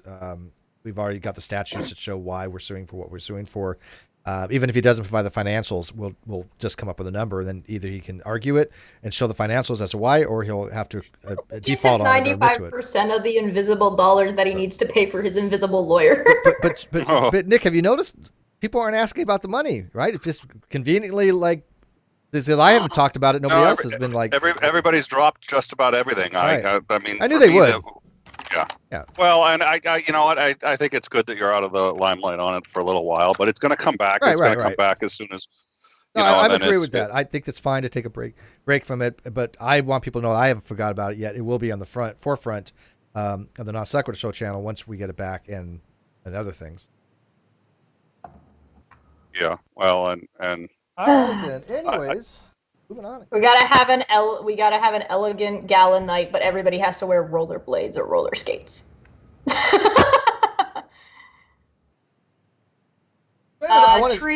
Trio Monkey 66645 says Kyle would claim he has a cookbook, but we all know he can't even cook books right. And then that's pretty cute. That's pretty cute. And then Helios for 5 says, I propose MN as non-con location. MN is Minnesota? State? Minnesota. Yeah, okay. Since it is a nice middle ground for everyone and actually has some nice convention centers due to Corp headquarters. Oh, well, the question would be is if they do, is it like how close is it to the border? And can you walk across? Because Niagara, you can just walk across. Minnesota's not. No. So, anyways, people, I wanted to like move on a little bit. I wanted to show you guys some things. Recently, like I said, my mom's having her 90th birthday, and I went to go the other week, and she gave me a stack of letters that I wrote when I was in the military. Right, I'd forgotten all about these, had no idea. So it's bringing back a lot of like memory. But I thought that I might read one or two of these, just kind of give you my mindset of what it was like when I was in the Navy and writing home to family when away from them. You guys were interested in. That'd be cool. Oh, that sounds awesome. And I got a lot of them here, so I'm not sure which ones to pick. But I'll start with some postcards like that. This was my ship. That was the USS Truxton, CGN-35. Got a missile cruiser. Writing on the back. By the way, my writing has gotten better. I could definitely say. Somebody is saying we should meet Paragon for $1.99. Said meet up at Dinosaur Adventureland. I have free tickets. I have free tickets. What? Dinosaur Adventureland. Oh God, that'd be fun. I've got my passport, Nick. Are you gonna take me to Dinosaur Adventureland? I'm absolutely. Yep. That's gonna be the from DAL. Oh God. This was actually Diego Garcia. Bring that up a little. There you go. Diego Garcia is an island that is in the middle of nowhere. That you literally can walk into that water like a half a mile and still not be underwater, like come up to your chest. Beautiful place. All right, so I don't know. I'll just pick. I haven't read most of these, so at random. I looked at this one, and the only reason I wanted to show this one is because this was actually a nuke school. And to give you guys an idea of what we were studying, this was non-classified. Could you guys see that? I wanted to give them an idea of what we were. That was a like derivative. You're doing calculus stuff. Startup rate equation, xenon promethium equations, and then of course the ledger of what these things actually meant. So to give you guys an idea of what goes on in nuke school, we had to memorize a lot of formulas, including these types of derivations as well. But let's see what I wrote here. I wrote this. Okay, letters from home. Dear family, how's everything been going? I finally found a few minutes to sit down and write a quick letter. I just wanted to tell you about my standing at school. I just raised my GPA to 3.0 today. Raised it to 3.0. I was proud of that. I was 2.85, so I got it to 3.0, and that in nuke school, the highest grade in the class was 3.6. I'll tell you, there was nothing higher than 3.6. We had just started graphical calculus today. Hashtag humble brag. Yeah, I'm proud of it. Damn, I put a lot of work in that shit. We just started graphical calculus theory. So far, it isn't too bad, but I just have a feeling it will be. In physics, we are studying atomic theory and photon interactions. Much of the information I have is I've already known for years. I expect to do pretty well on the next test. A lot of my friends that were doing very well in A school are now failing tests left and right. Many of my friends won't last until the end of the month. So far, I have not failed any test, and I do not intend to. We have studied some interesting stuff so far, such as quantitative analysis, joint variations, vector algebra, derivatives and integrals, magnetic flux fields, radiological controls, thermodynamics, reactor core principles, and many other things just that are really interesting. As for everything else, there isn't anything. School takes up 4/5 of my time, but I'm surviving. I realized college would have been a cakewalk compared to naval nuclear power school. Oh well. I ran out of time. Got to go. Love you, your son. And by the way, that's the actual letter. My handwriting was atrocious, but that was me in power school. It was hard.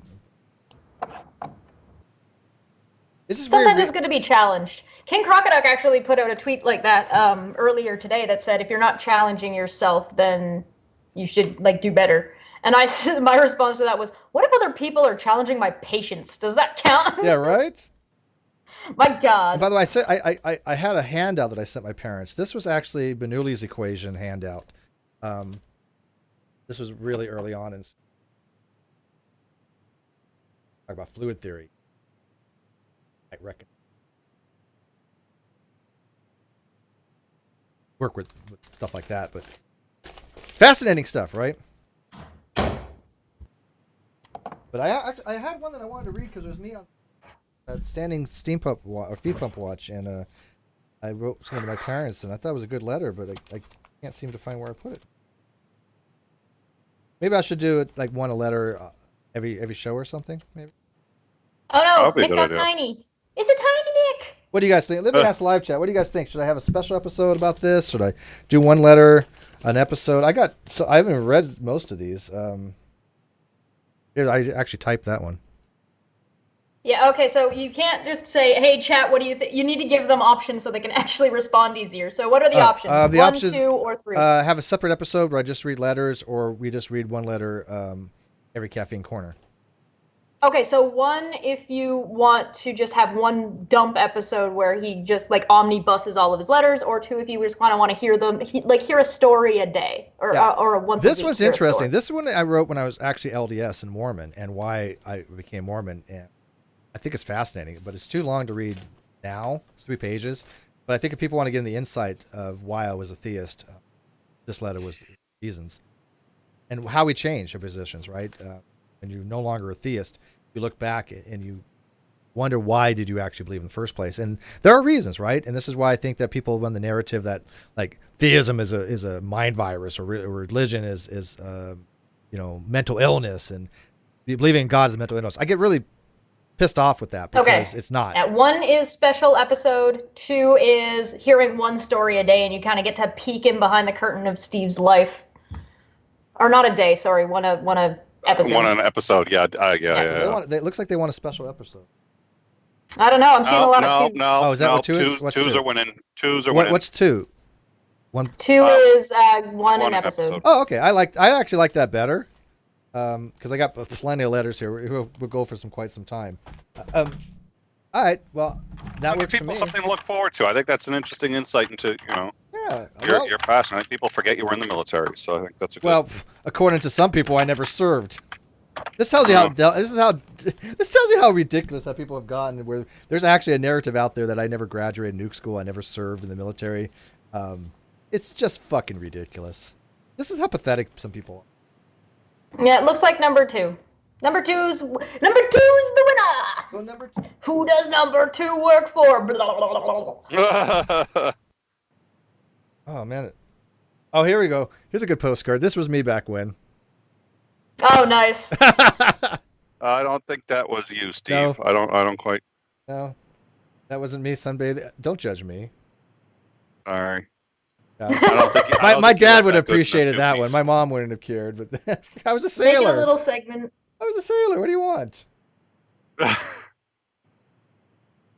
Oh man. Oh, this one I can't. I can't show this one. This one's topless. I could do. I sent a topless card to my mom. What the hell's wrong with me? I don't remember this. Here, wait. I don't gotta get taken off air. I'm not kidding.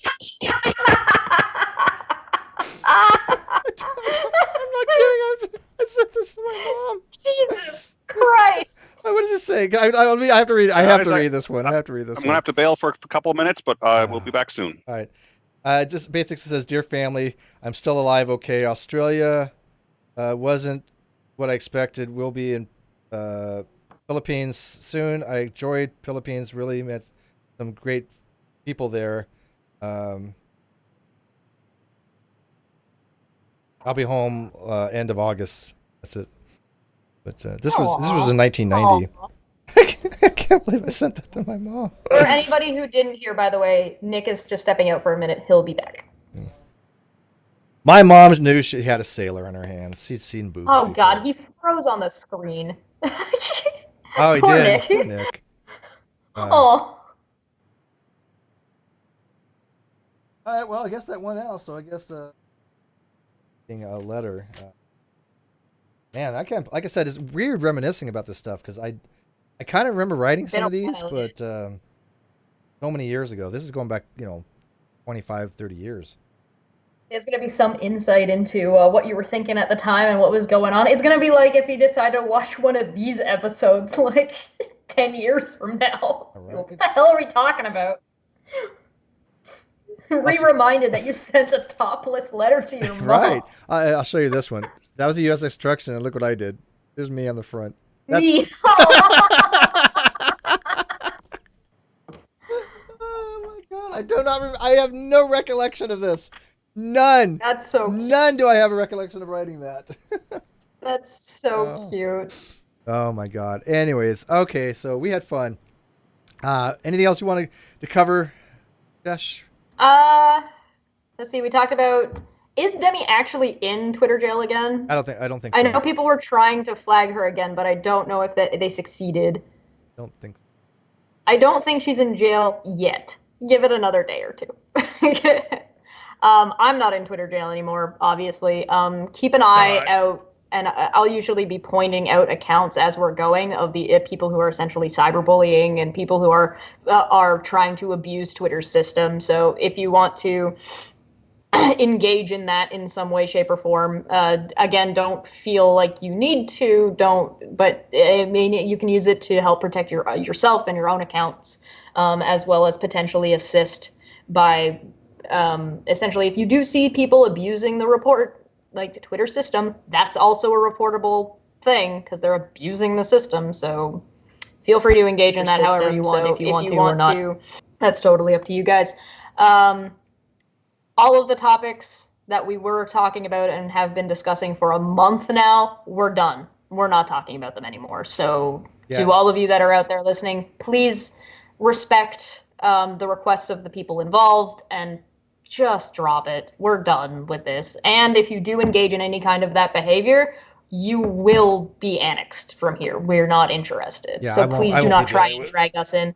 And do your best to try not to get baited into those conversations, because I'm sure there will be people that will still try to have these conversations and will try to bait you guys. So just try not to. And I put my Twitter in there. Twitter's the best way to get a hold of me DM wise. Facebook is the least. I have 5,000 people on Facebook, and I don't get on very often. All I use it for is to post when we have these hangouts, and my instant messages don't always come up either. There's issues with that. So if you want to get in touch with me, get a Twitter account and DM me on Twitter. That's going to be my main. I'm also on Twitter. What's that? But I said I'm also on Twitter. And Jess is also on Twitter, because I'll follow her, of course. But like I said, don't tag us. If you want to get a hold of anybody, I'm usually the best person to go through. I am basically the group secretary for everybody involved in anything. You can tag me in any kind of agnostic or atheist things you want. I don't mind that at all, philosophy-wise. But tag me in any of the drama, and don't do that. I'm also almost at 1,000 followers. Now, a handful of them are just fake Saki accounts. But hey, 999 of mine. I'm catching up to these guys. I just wanted to make you feel important, so I made 999 sock accounts. Aw, thanks. You're welcome. Also, both of us have Patreons if you're interested in assisting us in the meantime while we're setting up for all these shows. Yeah, I will. And Puck's got a wish list. I definitely got to have a Patreon meeting next Saturday. Sorry for this weekend. Things got changed. And by the way, I'm not sure if we're going to be doing Ask a Philosopher on Tuesday or Wednesday. I have it on Wednesday right now, but I'm probably going to change it to Tuesday. So don't worry about that too much. This Wednesday coming up is Silverman, isn't it? Yeah, that's with this Wednesday. So I'm probably going to have it on Tuesday or Thursday. So I don't worry about when I have the time on the video right now, because it's not going to be right. But I want people to know that we will be doing a lot more stuff. I'm still in my vacation phase a little bit. I told people I'm going to take a lot of October off. And I got to tell you, it's been amazing. I feel so good and so relaxed and so undramatized, I guess. I'm going to make that word up, undramatized. And it's amazing when you detox. There's a lot of toxic happening, and you've detoxed it. Look, when you realize that a lot of this stuff, I would say 95% of it, just throw that number out there, is complete meaningless to me. How people coming after me and people calling me names and people, trying to run narrative and people say I'm lying. It's irrelevant to me as a whole. I had a wonderful time on vacation and everything just was forgotten. All I gave a crap about was me and the person I was hanging out with, and we were having a wonderful time. I care about my daughter. I care about, real life friends. And I care about the people that are in my circles. But I don't give a shit about any of those other people that want to harm me. I never did, right? Well, back when I was friends with them. But I mean, I don't care what they have to say. It's completely irrelevant to me. And I like having that knowledge now to know that they can't do anything to me, just unless I let them, and I'm not going to. They're ignored. Here is the store. Hopefully that link works. If it doesn't work, if you go to just the Smug store, that actually might not work. Hold on. Here you go. Use the Smug one. If you guys want a Smug, go get one. I'm actually going to, once we're off air here, I'm going to be making the Fug and the Chug available there. As well as, so one will be my face and one is an angry upside down paper bag. And as well as the #Smob Goblin Army Division shirt is going to be ready for anybody who is interested in that. So all of that will be going live as soon as we're done here, essentially. So go check that garbage out, and that'll be great. Oh, and also, I think we're having it earlier in the day. Me, Misha Griffith, and Geostriver is going to be going over Anthony Riley's paper. I'm not sure what time we decided on because of the time differentials. I'll get with both of them on that because we're planning to do that Wednesday as well. So we might have two shows on Wednesday. Yeah. Oh, geez. I know, I'm overbooking now. Am I part of any of these besides the Silverman one? Do you want to be on the Anthony Riley thing? Oh, no. God, no. Oh, God, no. No, don't make me do it. If you want to, you could join anything you want, but I didn't think you'd be interested in going over Riley's paper. I don't have myself a Reds Rhetoric pillow face protection yet. Reds would be better to be in that particular hangout than you, I think. But if you want to, like I said, you could join any hangout you wish, but you might be... I want to know... Yeah, I want to know if and when Anthony Riley's going to show up to tell me that the moon is not made out of cheese and prove that. Oh yes, we are still doing the I am non sequitur. So if you would like to email me your video, please email it to me. I can't take video. I can't download Twitter videos off of Twitter. It doesn't let me. So please don't message them to me there. Please send them to my email. And I will link that also. And it's just make sure you put your screen name in the title of the email. So you don't have to say your name if you don't want to. You can. I'm not gonna be picky. I don't really care. But make sure it's in the title because I'm putting everybody's names on the screen, just so that way, if you have an email that is not your screen name, I don't accidentally put your real name out there. Just make it the title of the video. You can make it whatever. That's fine. Tell them what you want to say. Tell them what you want to say real quick. I am non sequitur. Say I am non sequitur. Also, there's not a completion date for it yet because I'm trying to give as much time as we can, and that will be airing when we get the show back. Yeah, and I'm trying to have the theological and cognitive hangout prior to the Riley thing, but again, it's a matter of timing. Ozzy was not feeling well, so it has to be on his time as well. Then I have to worry about I got to do the thing with Misha Griffith. Her time is valuable as well. I'm overbooking right now a little bit, but again, I'm not going too far in the future because I want to have, things for non sequitur that I've got in plans. So just bear with me this October. It's like I said, it's going to be really light, but there's reasons for it and good reasons. But I do want to thank all the people that have been watching this show and the Patreons.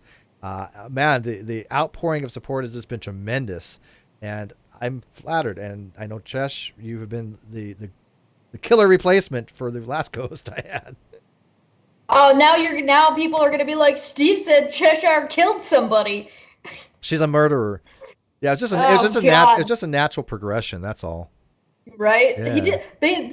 Kyle just naturally died, and I took his spot. I don't know what happened. Weird twist. This is actually Kyle in drag.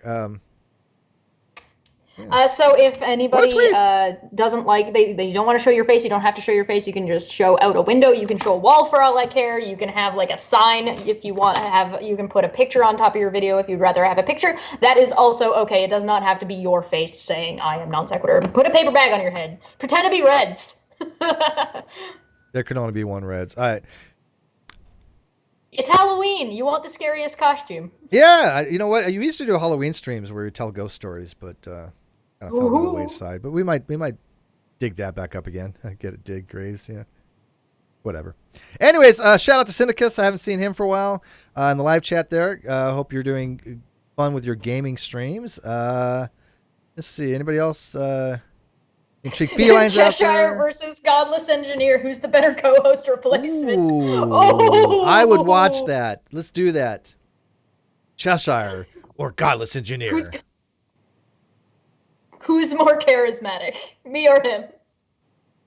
Well, I guess it wouldn't be about charisma though, would it? Because Godless Engineer was supposed to replace you. Mm-hmm. So my argument would have to be that Steve brings more to the table on an intellectual basis as well as whatever basis than Godless Engineer does, and he would have to argue that Kyle brings more to the table than I do. That'd be, yeah, I don't know. I would watch it, don't get me wrong, but I don't know how anybody would argue that. Helios, I haven't been able to combine the picture, but I haven't fussed around with it too much. Right now I'm just trying to get everybody's information into the big video, so once that's done, then I'll be able to start futzing around with it afterwards. He's just talking about doing a Halloween special on the DDC. By the way, if you guys have not subscribed to the Great Debate Community channel, the link is in the video description. Link to Great Debate Community channel. Go click that and subscribe there because we're going to be doing a lot more on that channel as well. Snowdog said a lump of coal brings more intelligence than GE. Yeah, hey, he still has people that follow him. I don't get it. Like I said, I don't watch any of this stuff, and we have not let him off the hook yet. I assure you, people, we're just taking a lull. Marcine says Cheshire wins by the principle of not being a potato. Winner! Winner, chicken dinner.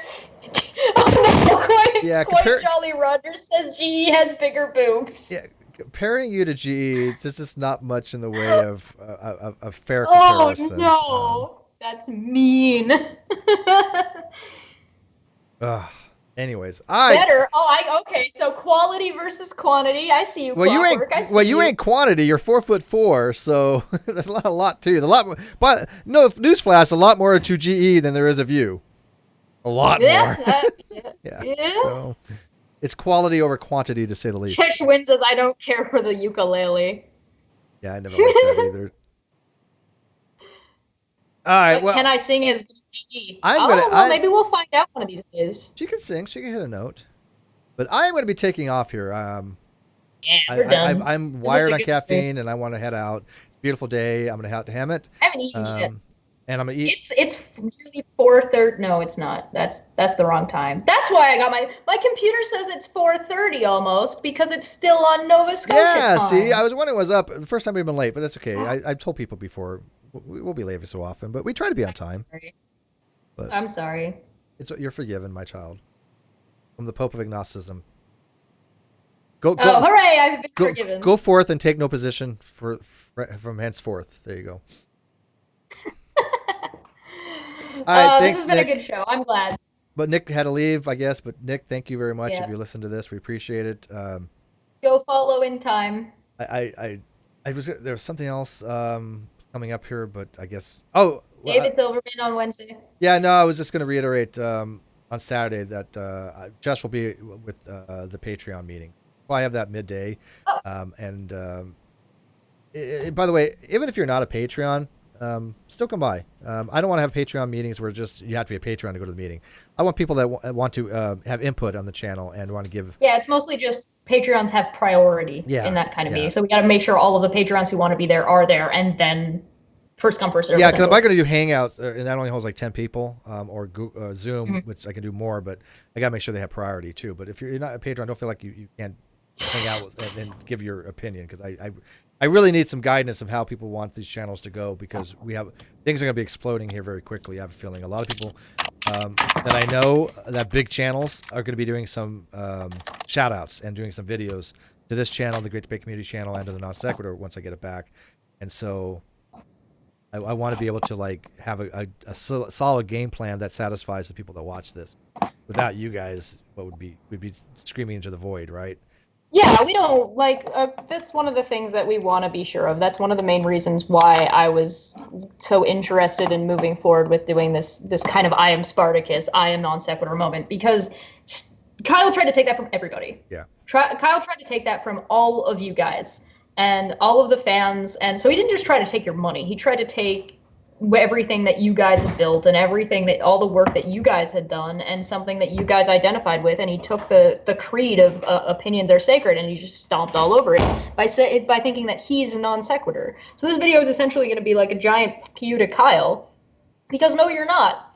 So essentially it's just going to be a clip of Kyle saying I'm non sequitur and basically a big cancel button being like, no, this is non sequitur, and it'll just be all of you guys. And that's what the whole premise behind the show was supposed to be, and it's a shame that it took one person's ego to just destroy that.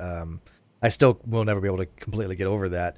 We had something that's so good and yet so destroyed because of ego and narcissism. It'll be back. I hate to say the word greed, but I guess in some aspects it was. But people need to remember we're still out $60,000 that we're missing that aren't accountable for, and that there's no coming back from that with him in my eyes, because he can't justify where the money went. So I'm not going to let people forget about that. But anyways, I'm going to end on a good note. I'm going to end on a good note. Again, we are planning for some vacation time coming up here at the beginning of the year. If people want to join in on that, let us know. Get in touch with the secretary here, Cheshire, because she's going to be taking care of all that. But I want to meet up with more people. I want to travel. I have some ability to do so now, and I love meeting new people. I love going places. It's just I haven't really felt like going far, but now that I had a good vacation, I'm like, you know what? I want to experience this again. Steve got out of his shell a little bit. No, he's everywhere. I had a good time. Yeah, I think Niagara would be a good spot. So I'll see what we can kind of finagle so we can kind of hit both countries at once. Yeah, we'll give people the details, but we'll figure it out. And you guys send your details to me, like what you think, what you want, what would you like to see, and then I can probably finagle some booking in the new year. All right. Last Hit the shout out. like button, share the stream. Ah! Shout out to Unirock 2 out there. If you guys have not seen Uni, Unirock, I saw go Uni check. talking to Yeah. the Shills. I think Uni's going on the Shills today. Oh, go! Hey, if you haven't watched, I was on the Shills the other day. Great channel. If you haven't checked out the Shills, go check out Carrie Mack and the rest of them over in the Shills. Fun little channel. They basically point out stupid shit. Yeah, they're great. They do. And they're entertaining. Very good creative. They have a lot of cartoon stuff. Amazing what they do with that. But Unirock, if he's going to be on that, I'll listen to that when I'm out. And shout out to his channel because he's been doing a wonderful job at doing analysis. And yeah, I really I've been am grateful impressed for with that. his work. Yeah, especially as a essentially a one man show. No, he's got help. Got help. He's got help, but he doesn't have help on screen. That's you know true. what I mean? Yeah, he doesn't. So he's the only host. If you know what I mean? Yeah. No, I get you. But he does a good show. I actually listened to his analysis, and he's willing to correct things when he makes mistakes, and I find that to be. I'm the best sorry, kind of I have a crummy analysis. mic. Your mic is fine right now. Rez said I would like to see Cheshire with a mic that doesn't suck. I don't think you sound bad at all right now. Fund me a new microphone. Now it guys. sounds bad. Now you're clipping. Okay. All right, guys. Good night. Bye. Bye.